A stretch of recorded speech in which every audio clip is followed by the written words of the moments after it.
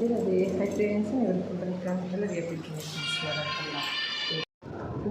Sunday special என்னென்னு சொல்லி பார்க்கலாம்.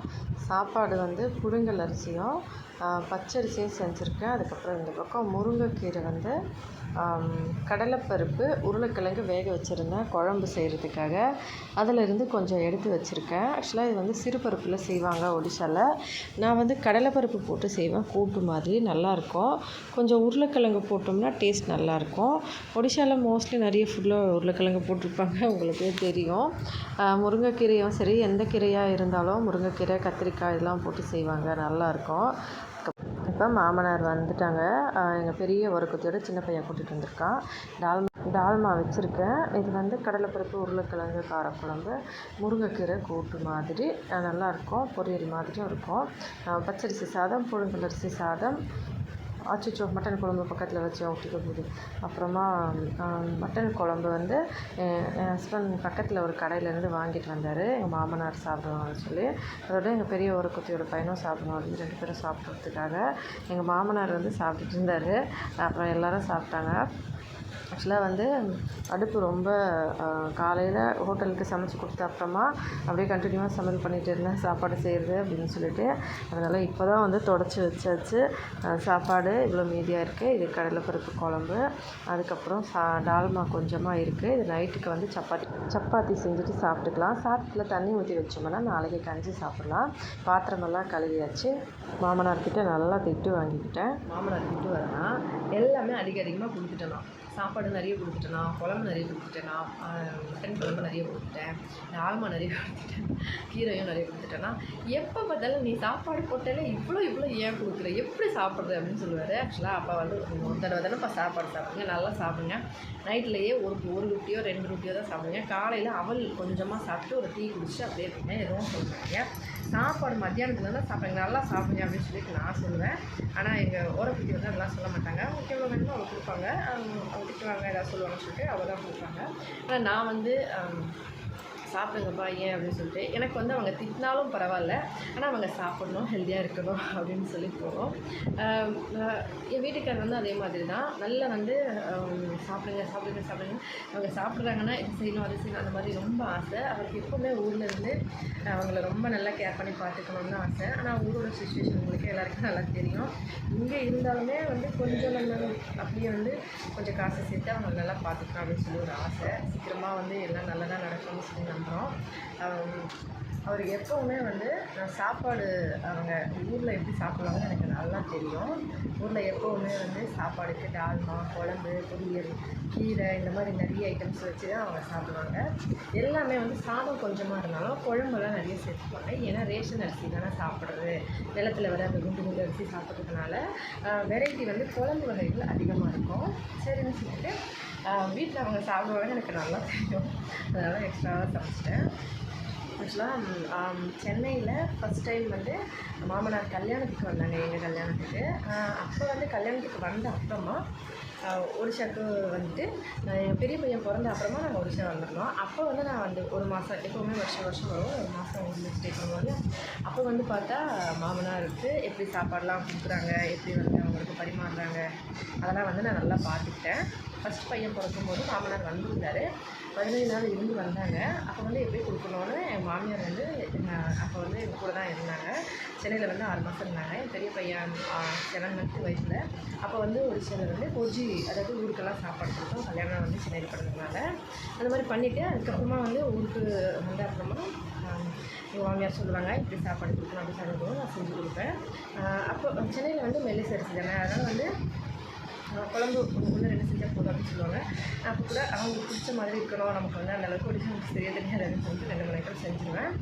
அப்போ வந்து ஓகே. இப்போ வந்து என்னென்னா வீட்டுக்கு வந்து அப்புறமா 2வது தடவை, முதல் முறை ஓகே. அதுக்கப்புறம் நான் ஒடிசாக்கு வந்த அப்புறமா நான் பார்த்துக்கிட்டேன் எப்படிலாம் சாப்பாடு கொடுக்குறாங்கன்னு சொல்லி. நெக்ஸ்ட் டைமு சின்ன பையன் பிறக்கும் போது அவர் வந்திருந்தப்போ நான் வந்து நிறைய ஃபுட்டெல்லாம் வந்து 2-3 ஐட்டம் செஞ்சுட்டு ஊரில் எப்படி கொடுக்குறாங்களோ அதே மாதிரி கொடுப்பேன். அதை பார்த்த உடனே அவர் வந்து அப்போவே அப்பா சாப்பிட வச்சு இப்படி வந்து அப்படின்னு சொல்லி சொல்லுவார். ஆக்சுவலாக அதுக்கப்புறமா வந்து சின்ன பையன் பிறந்தப்போ 15 நாள் வந்துருந்தாரு. அவர் வந்து மேக்ஸிமம் நிறைய நாள் வந்து ஸ்டே பண்ண மாட்டார். எங்கள் மாமியார் வந்து 6 மாதம் 4 மாதம் வந்து ஸ்டே பண்ணுவாங்க சென்னையில். நான் எங்கள் மாமனார் வந்து கோவில் பூஜை நாட்கள் இருக்கிறதுனால இன்னொருத்தவங்க பாலி 15 நாள் வரும் இல்லையா, அப்போ வந்து வந்துடுவாங்க. அதுக்கப்புறமா நம்ம பாலி 15 நாள் வரதுக்குள்ளே அவங்க வந்துடுவாங்க. சாமி கோவிலிருந்து அவங்களுக்கு விட்டுட்டு வரதுக்கு மனசு கிடையாது. அதனால தான் நாங்கள் வந்து சென்னையில் ஸ்டே பண்ணாமல் ஒடிஷாவுக்கு வந்தோம். ஏன்னா அவர் வந்து இப்போ வந்து ஓரக்குத்தியை பற்றி நான் நிறைய வீடியோஸில் சொல்லியிருப்பேன். எல்லா டைமும் எல்லோரும் ஒரே மாதிரி இருக்க மாட்டாங்க. சம்டைம்ஸ் அவங்க பிரச்சனை பண்ணி ஏதாவது பேசுனாங்க, ஏதாவது சண்டை போட்டாங்கன்னா நம்ம அங்கேருந்து வந்து அவங்கள பார்த்துக்க முடியாது இல்லையா. இங்கே பக்கத்தில் இருக்கிறதுனால வாரத்தில் 2 தடவை போயிட்டு வரோம், பார்க்குறோம். மனசுக்கு ஒரு சந்தோஷமாக இருக்குது. ஏன்னா வயசான காலத்தில் அவங்கள மனசு கஷ்டப்படுத்திட்டு நம்ம சந்தோஷமாக இருக்கணும்னு நினைக்கிறது தப்பு அப்படின்னு சொல்லி எனக்கு வந்து எப்பவுமே சொல்லுவார். என்னோடய முழு விருப்பத்தோடு தான் ஒடிஷாவில் வந்து ஸ்டே பண்ணோம். இப்போ வந்து ஊரில் வந்து எப்படி சாப்பிடுவாங்கன்னு எனக்கு நல்லா தெரியும். சென்னையில் 2வது பையன் பிறக்கும்போது வந்தப்போ அதே மாதிரி தான் திட்டுவார். சாப்பாடு செஞ்சுட்டு டால்மா செஞ்சு ஏதாவது வந்து ஒரு பொரியல் அது மாதிரி ஏதாவது செஞ்சுட்டா போதும். இது வந்து மெலிஸ் அரிசி தானே, வெறும் சாம்பார் கூட வச்சுட்டு ஏதாவது பண்ணிட்டே அப்படின்னு சொல்லி சொல்லுவார். நான் வந்து டால்மா செய்வேன். அவங்களுக்கு பிடிச்ச மாதிரி எல்லாம் செஞ்சுட்டு 12 மணிக்கெல்லாம் சாப்பிட கூப்பிடுவேன். சாப்பிட்டுட்டு மறுபடியும் 4 மணிக்கு ஏதாவது டீ போடணுன்னா 4 மணிக்கு டீ சாப்பிட மாட்டாங்க. அதனால் ஸ்நாக்ஸ் ஐட்டம்ஸ் ஏதாவது சாப்பிடணும் அப்படின்னு சொல்லிட்டு கொடுப்பேன். மறுபடியும் நைட்டுக்கு வந்து சப்பாத்தி செஞ்சு சாப்பிட்டேன். எப்போ பார்த்தாலும் சாப்பாடு சொல்லிக்கிட்டே இருக்கேன், கொஞ்சம் ரெஸ்ட் விடு, நான் என்ன வேலையாக செய்கிறேன், இங்கே சும்மா தானே உட்காந்துருக்கேன் வீட்டில். ஊரில் இருந்தால் பரவாயில்ல, அங்கே போவேன் இங்கே வருவேன், அங்கே போய்ட்டு இங்கே வருவேன், கொஞ்சம் போயிட்டு வந்தோம்னா சரி பசிக்கும் நம்ம சாப்பிட்லாம், சும்மாவே உட்காந்துக்கிட்டு சாப்பிட எப்படி சாப்பிட்றது அப்படின்னு சொல்ல அப்போவே திட்டுவார். சென்னையில் இருக்கும் போதுமே நான் தலையில் துணி போட்டேன்னா பரவாயில்ல எடுத்துரு, ஏன்னா இங்கெல்லாம் யாரும் போடுறதில்ல, பரவாயில்ல அப்படின்னு சொல்லுவார். நம்ம வந்து நம்ம மரியாதை அவங்களுக்கு கொடுக்க வேண்டிய மரியாதை கரெக்டாக கொடுக்கணும் இல்லையா. அதனால் நான் வந்து எப்பவுமே சாரீ வியர் பண்ணாலும் தலையில் துணி வச்சுருப்பேன். நான் கொஞ்சம் சரிக்கிட்டே இருக்கும். அதுக்கப்புறம் ஒடிஷாவுக்கு வந்த அப்புறமா இந்த சாரீ வியர் பண்ணுறது நல்லா கற்றுக்கிட்டேன். இப்போ வந்து ஓகே. அதே மாதிரி தான் இன்றைக்கும் அதே தான் சுச்சுவேஷன். என்னென்னா இப்போ நாங்கள் இங்கே வந்த அப்புறமா அப்போ வந்து ஒரு நாள் அந்த பக்கம் வீட்டில் வந்திருந்தாங்க. இங்கே வந்து இன்றைக்கி தான் வந்தாங்க. மாமியாரை கூப்பிட்டு சொன்னால் மாமியார் வந்து இங்கே வெளியில் போயிருக்காங்க, அதனால வரல. சாப்பாடு வந்து செய்யும்போது ஃபஸ்ட்டு வந்து அவங்க நான் நேற்று ஹஸ்பண்ட் ஊருக்கு போயிருந்தாரு பார்த்துட்டு வரதுக்காக அப்பாவையும் அம்மாவையும். அப்போ வந்து சொன்னார், என்ன வரவே இல்லைப்பா வாங்க அப்படின்னு சொன்னேன். வீடு ஷூட் பண்ணியிருக்கோம் வாங்க அப்படின்னு கூப்பிட்டேன். அது சரி நாளைக்கு பாலி வந்து நான் இன்னொருத்தவங்க வந்து நான் வரேன் அப்படின்னு சொல்லியிருந்தாரு. பார்க்குறேன் முடிஞ்சால் வரேன் அப்படின்னு சொன்னார். இப்படி தான் எப்போவுமே சொல்லுவாங்க, 2-3 தடவை சொல்லிட்டு இருந்தாங்க. அதனால சரின்னு சொல்லி நான் என்ன பண்ணேன், வெயிட் பண்ணேன். 11 மணி வரைக்கும் வரவே இல்லை.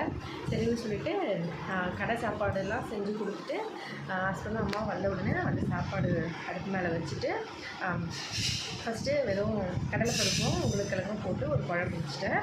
அதுக்கப்புறமா முருங்கைக்கீரை வீட்டு பின்னாடி இருக்குது, அதில் வந்து கொண்டு வந்து வச்சு அதுலேயும் கடலைப்பருப்பு உருளைக்கிழங்கெல்லாம் போட்டு ஒரு கூட்டு மாதிரி வச்சுருந்தேன். சாப்பாடு செஞ்சுட்டேன். அதுக்கப்புறமா வந்து அப்பா வந்தாங்க, ஒரே சந்தோஷம். அப்புறமா வந்து ஹஸ்பண்டுக்கு அப்பா வந்து ஊரில் எப்பவுமே மட்டன் சாப்பிட்றதுக்கு அவங்களுக்கு பிடிக்கும். எப்போயாச்சும் ஒரு தடவை தான், மோஸ்ட்லி சாப்பிட மாட்டாங்க. அதனால் வந்து ஹஸ்பண்ட் வந்து நான் துளசி மாலை போட்டிருக்கிறதுனால சமைக்க வேண்டாம் அப்படின்றதுனால கடையிலேருந்து வாங்கிட்டு வந்துடுறேன் அப்படின்னு சொன்னார். சரின்னு சொல்லிட்டு நம்ம கடைக்கு பக்கத்துலேருந்து ஒரு கடையிலேருந்து ரெகுலராக வருவாங்க, ஒரு பெரிய கடை. அவங்க வந்து அவங்க கடையில் நான்வெஜ் செய்கிறாங்க. அங்கே போய்ட்டு ஹஸ்பண்ட் ஒரு பார்சல் வாங்கிட்டு வந்துட்டாங்கன்னு சொன்னார். மாமனாரை வந்து பெரிய உரக்குட்டியோட சின்ன பையன் கூட்டிகிட்டு வந்திருக்கான். அவனும் 2 பேரும் சாப்பிட்ற மாதிரி ½ லிட்டர் வந்து வாங்கிட்டு வரேன் அப்படின்னு சொன்னேன். அதுக்கப்புறம் வந்து அவங்க உட்காந்த அப்புறமா நான் வந்து மறுபடியும் டால்மா செஞ்சேன். டால்மா வந்து அவருக்கு ஒரு வேளை குழம்பு பிடிக்கல அப்படின்னா, மசாலா ஐட்டம்ஸ்லாம் மோஸ்ட்லி சாப்பிட மாட்டாங்க. அதனால் வந்து ஒரு வேளை குழம்பு பிடிக்கலன்னா டால்மா சாப்பிட்டுப்பாங்க அப்படின்னு சொல்லிட்டு நான் வந்து டால்மா செஞ்சேன். அது வந்து அவங்களுக்கு தெரியாது. அவர் என்ன நினச்சாருன்னா நான் டால்மா கீரை அதுக்கப்புறம் குழம்பு கடலைப்பருப்பு குழம்பு எல்லாமே செஞ்சுட்டேன் அப்படின்னு சொல்லி டென்ஷன் ஆகிட்டு சாப்பாடு போட்டுட்டு தான் இலையில பார்த்துட்டு சாப்பாடு வந்து வேஸ்ட் பண்ணக்கூடாது எப்போவுமே அவருக்கு போட்டு வச்ச உடனே குழம்பு கடலைப்பருப்பு உருளைக்கிழங்கு காரக்குழம்பு அப்புறமா கீரை வெள்ளரிக்காய் வேணான்னு சொல்லிட்டாங்க. கொஞ்சமாக வந்து மட்டன் குழம்புல பாதி எங்கள் மாமனாருக்கும் பாதி வந்து அந்த பையன் வந்தான் இல்லையா அவனுக்கு கொடுத்துட்டேன். மாமனார் வந்து பார்த்துட்டு சாப்பிட்றாங்க நடுவில் நிப்பாட்டிட்டு திட்ட ஆரம்பிச்சிட்டாங்க. என்ன இது ஒரு அளவாக கொடுக்கறதில்ல. எங்கள் மாமனார் வந்து பொறுமையாக சாப்பிட்றாரு. எங்கள் வீட்டுக்காரர் பார்த்துட்டு ஏன்ப்பா குழம்பு நல்லா இல்லையா, இன்னொரு தடவை வேணால் வரும்போது நம்ம வீட்டு பின்னாடி வேணால் கல் வச்சு நான் வந்து சமைக்கிறேன், அப்போ சாப்பிடுவீங்க, இப்போ சாப்பிட்டுருங்கப்பா அப்படின்னு சொன்னார். அதுவும் எக்கச்சக்கமாக கொடுத்துருங்களா, எதை சாப்பிட எப்போ பார்த்தாலும் இப்படி தான், எதுக்கு இவ்வளோ சாப்பாடு செஞ்சுருக்கு அப்படின்னு சொல்லி திட்ட ஆரம்பிச்சிட்டாங்க. நான் எதுவுமே சொல்லலை, கம்மன் வந்து வீட்டுக்கு வந்துட்டு ரூமுக்குள்ளே. அப்படியே கண்டிக்காத மாதிரி சிரிச்சுட்டே வந்துட்டேன். ஏன்னா மாமனார் பொறுத்த வரைக்கும் ஊரில் இருக்கிற சுச்சுவேஷன் உங்களுக்கே தெரியும். அவங்க எங்கள் வீட்டில் சாப்பிட்ணுன்னு நினச்சாலுமே பெரிய ஓரக்குத்தி வந்து சம்டைம்ஸ் வந்து அவங்க எல்லா நிலம் பார்த்துக்கிறது அப்படின்றதால இங்கே சாப்பிட்டா எங்களுக்கு வந்து ஏதாவது கொடுக்க வேண்டியிருக்கும் அப்படின்னு அந்த மனுஷத்துலையே என்னன்னு தெரியல. அதுவும் இல்லாமல் ஊரில் வந்து சிலருந்தே அந்த பக்கமே சாப்பிட்டுட்ருக்காங்க. நாங்கள் சென்னையிலேருந்து வந்து வீடு கட்டிட்டோம், இந்த பக்கம் இருக்கோம். இப்போ அங்கேருந்து இங்கே திடீர்னு வந்தால் எல்லோரும் என்ன பேசுவாங்க, பெரிய பையன்கிட்ட இருந்தாங்க ஏதாவது சண்டை போல இருந்தாலும் சின்ன பையன்கிட்ட வந்தேன் அப்படின்னு சொல்லிடுவாங்களோ அப்படின்ற அந்த இதுலேயும் வந்து மாமனார் வந்து எப்போவுமே அங்கேயே இருந்துக்கலாம், நம்ம வந்து அப்படி இருந்தது தான் நல்லது, அங்கேயே சாப்பிட்டுக்கலாம். அதுவும் இல்லாமல் அவங்க வந்து சாப்பாடு கொடுக்குறதுனால அவங்க எல்லாமே அவங்களே வச்சுக்கிட்டோம் அப்படின்னு சொல்லிட்டு நாங்களும் அவங்களே கொடுத்துட்டோம். மாமனாருக்கு வந்து அதுதான் சம்டைம்ஸ் வந்து யோசிப்பார், நம்ம எதுக்கு சரி அவங்க மனசு அந்த மாதிரி இருக்கும்போது நம்ம எதுவும் சொல்லக்கூடாது அப்படின்னு சொல்லிட்டு. இதுவே வந்து வேறு யாராச்சும் இருந்தால் எங்களுக்கும் பாதி கொடுங்க, நாங்கள் ஏன் கேட்கக்கூடாது அப்படின்னு சொல்லி கண்டிப்பாக கேட்டுப்பாங்க. ஆனால் என் ஹஸ்பண்ட் வந்து அந்த மாதிரி கேட்கல. அப்பா அம்மா அந்த பக்கம் சாப்பிட்றாங்கன்னா அவங்க சந்தோஷமாக சாப்பிடணும், அவங்கள யாரும் ஒரு குறைகள் சொல்லக்கூடாது. அப்படியே ஃப்யூச்சரில் ஏதாவது குறை சொன்னாங்க அப்படின்னா நம்ம வந்து அவங்க திட்டுக்கலாம். இப்போதைக்கு அவங்க அங்கேயே சாப்பிடட்டும், அவங்களுக்கு பிடிச்சிருக்கு. அதோடு வந்து எதுவுமே வந்து நீ கேட்கக்கூடாது, நிலத்தில் வந்து உளுத்தம்பருப்பு பச்சைப்பயிறு நெல் எல்லாமே விளையும், எதையுமே கேட்கக்கூடாது அப்படின்னு சொல்லி ஹஸ்பண்ட் சொல்லிட்டாரு. நான் சரின்னு சொல்லிட்டேன். அதோடு வந்து மாதம் ஹஸ்பண்ட் வெளியில் வேலை செஞ்சாலும் சரி, ஊரில் இருந்தாலும் சரி, இங்கே கடை வச்சாலும் சரி, அப்பாவுக்கு கொடுக்க வேண்டிய காசு கண்டிப்பாக மாதம் கொடுப்பாரு. அவங்க செலவுக்கு வச்சுக்கிட்டோம், மெடிசன்ஸ் வாங்கி சாப்பிட்டோம், அவங்களுக்கு தேவை செலவுக்கு வச்சுக்கிட்டோம் அப்படின்னு சொல்லி கொடுப்பாங்க. மாமனார் வந்து மோஸ்ட்லி எல்லா விஷயத்துலையும் வந்து எப்போவுமே டென்ஷனாக தான் இருப்பாங்க. நான் வந்து நிறைய வீடியோஸ் லைவில் தான் காமிச்சிருப்பேன். இங்கே கடை வச்ச அப்புறமா அவங்களுக்கு ஒரே யோசனை, கொஞ்சம் நல்லா செட் ஆகிட்டோம், ரொம்ப கஷ்டப்பட்டுட்டாங்க, வெளியில் இருக்கும்போதும் நம்ம குடும்பத்தை பார்த்துட்டாங்க, இப்போவும் வந்து இங்கேயும் ஸ்ட்ரகிள் பண்ணிட்டுருக்காங்க அப்படின்னு சொல்லி எங்கள் மாமனாருக்கு நல்லாவே தெரியும். அதனால் வந்து அவர் ரொம்ப இப்போல்லாம் காசு கொடுத்தா கூட இதுக்கு காசுலாம் நீங்க ஏற்கனவே கடனாக இருக்குது, கடன் எல்லாம் முடியட்டும் அப்படின்னு சொல்லிட்டு மனசு கஷ்டப்படுவார். பரவாயில்லன்னு சொல்லிட்டு ஹஸ்பண்ட் வந்து கொடுத்தாரு, நீங்கள் மாத்திரை வாங்கிக்கோங்க மெடிசன் எடுத்துங்க அப்படின்னு சொல்லி. அப்படி தான் போயிட்டுருக்கு. பார்ப்போம் கடவுள் புண்ணியத்தில் சீக்கிரமாக கடனெல்லாம் முடித்து கடை கொஞ்சம் ஓட ஆரம்பிச்சிருச்சுன்னா கண்டிப்பாக நல்லா வந்து அவங்களையும் பார்த்துக்கணும். என் அம்மா எப்படியோ அதே மாதிரி தான் எனக்கு எங்கள் மாமனார் மாமியாரும். மாமனார் வந்து ரொம்ப நல்லா கேர் பண்ணிப்பாங்க. மாமியார் வந்து சம்டைம்ஸ் அவங்க வந்து லேடிஸ் இல்லையா, கிராமம் பற்றி உங்களுக்கே தெரியும், லேடிஸ் மருமக கூட சேரும்போது பெரியவங்க கூட அவங்க கூட பேசும்போது ஏதாவது அவங்க சொல்லுவாங்க ஒன்று அது இதுன்னு சொல்லி, அதனால் வந்து சம்டைம்ஸ் சொல்லுவாங்க. ஆனால் எதுவுமே மனசில் வச்சுக்க மாட்டாங்க, உடனே வந்து பேசுவாங்க. ஆனால் மாமனார்கிட்ட யாரும் எதுவும் சொல்ல மாட்டாங்க பயந்துட்டு. ஏன்னா அவருக்கு வந்து ஒரு தடவை முடிவு பண்ணிட்டாருன்னா சாப்பிட மாட்டேன்னு, அப்புறம் அங்கேயும் சாப்பிட மாட்டார். அதனால் வந்து அந்த மைண்ட் செட்டில் அவர்கிட்ட எதுவும் சொல்ல மாட்டாங்க. ஆனால் எங்கள் மாமியார்கிட்ட அடிக்கடி சொல்லிக்கிட்டே இருப்பாங்க ஒரு பற்றி. அதனால தான் வந்து எங்கள் மாமியார் சம்டைம்ஸ் வந்து அது ஏதாவது வந்து சொல்லுவாங்க. அதுக்கப்புறம் மறுபடியும் சாப்பிட்டா மறுபடியும் வந்து பேசுவாங்க, நல்லா பார்த்துப்பாங்க, எந்த பிரச்சனையும் கிடையாது. என் ஹஸ்பண்ட் எப்படி வந்து என் அம்மாவை பார்த்துக்கிறாரோ அதே மாதிரி நானும் அவங்கள பார்த்துக்கணும்னு ஆசை. சீக்கிரமாக எல்லா கடன் பிரச்சனையெல்லாம் முடித்து நல்ல கடை ஓட ஆரம்பித்து கொஞ்சம் நல்ல காசு வந்துடுனா அவங்க ஊர்லேருந்து வர மாட்டாங்க. ஆனாலும் நாங்கள் அடிக்கடி போயிட்டு அவங்களுக்கு என்ன வேணுமோ அதெல்லாம் வாங்கி கொடுத்துட்டு வருவோம், நல்லா பார்த்துப்போம். முடிஞ்சால் அவங்களை கொஞ்சம் நாளைக்கு கூட்டிகிட்டு வந்து வச்சுக்கணும், அந்த மாதிரி ஒரு ஆசை இருக்குது. பார்க்கலாம், நம்ம மனசில் ஆசை இருக்குது, கடவுள் என்ன நினைக்கிறாருன்னு சொல்லி எல்லாம் நல்லதாக நடக்கும், நல்லதாக நடக்கும்னு நம்புவோம். பார்க்கலாம். சாப்பிட்டு முடிச்சுட்டு வெளியில் நின்றுட்டு பேசிக்கிட்டு இருந்தாங்க ஹஸ்பண்ட் எங்கள் மாமனார் பசங்க. பெரிய ஓரக்குத்தியோட பையன் வந்து இங்கே பக்கத்தில் வந்து அவன் ஃப்ரெண்டு வீடு இருக்குது, அதனால் போயிருக்கான் பார்த்துட்டு வரேன்னு சொல்லி. அதுக்கப்புறமா மழை நல்லா இறங்கிடுச்சு, கிளம்பணும்னு சொல்லிட்டு அவன் வந்து கிளம்பலான்னு சொல்லி கூப்பிட்டுக்கிட்டே இருந்தான். அதுக்கப்புறம் மாமனார் கிளம்பிட்டார். அம்மா வந்து வணக்கம் சொன்னாங்க, மாமனார் சரின்னு சொல்லிட்டு கிளம்புனாங்க. வெளியில் போயிட்டு கோவில் எதிரிலே இருக்காங்க அப்படின்றதுனால சாமி கும்பிட்டு வரேன் அப்படின்னு சொல்லிட்டு கிளம்பிட்டார். என் பையன் வந்து சரின்னு சொல்லிட்டு ஹெட்செட் என்கிட்ட கொடுத்துட்டு அவனும் ஒன்றா சாமி கும்பிட்டு வரேன்னு சொல்லி சாமி கும்பிட்டுட்டு வந்தாங்க. அதுக்கப்புறம் கிளம்புறாங்க. மழை நல்லா வந்துருச்சு. ஊருக்கு போய் கிரிக்கெட் விளையாடுறதுக்கு பிளான் பண்ணி வச்சுட்டு சீக்கிரம் போகிறான் கூப்பிட்டுட்டே இருந்தான். அப்புறமா இரு கிளம்பிங்கன்னு சொல்லிட்டு உட்கார வச்சு அதுக்கப்புறமா சாப்பிட்டுட்டு கிளம்பும்போது ஹஸ்பண்ட் செலவுக்கு ஏதாவது காசு கொடுத்தாரு, வாங்கிட்டு கிளம்பிட்டாங்க. அப்புறமா வந்து கிளம்பும்போது மாமனாருக்கு கடையை பார்க்கணுன்னு சொல்லி கேட்டிருந்தாங்க. கடை எந்த பக்கம் இருக்காதுன்னு சொல்லி கேட்டிருந்தேன். ஹஸ்பண்ட் பார்க்குறீங்களாப்பா சொல்லி உடனே வண்டி எடுத்துகிட்டு கிளம்பிட்டார். வாங்க அப்படின்னு சொல்லிட்டு கூட்டிகிட்டு போயிட்டு கோவில் அந்த சாமி கும்பிட்டு வந்த உடனே அப்படியே வண்டி எடுத்துகிட்டு கடையாண்ட காமிச்சிட்டு வந்துடும் அப்படின்னு சொல்லிட்டு ஹஸ்பண்டும் வண்டி எடுத்துகிட்டு கிளம்புனார். பசங்களும் கிளம்புனாங்க. மாமனார் வந்து அந்த வண்டி கிளம்புனார். ஹஸ்பண்ட் வந்து பின்னாடி நான் வண்டி எடுத்துகிட்டு வரேன்னு சொல்லிட்டு அப்படியே போயிட்டு கடையை காமிச்சிட்டு அதுக்கப்புறம் வந்தார்.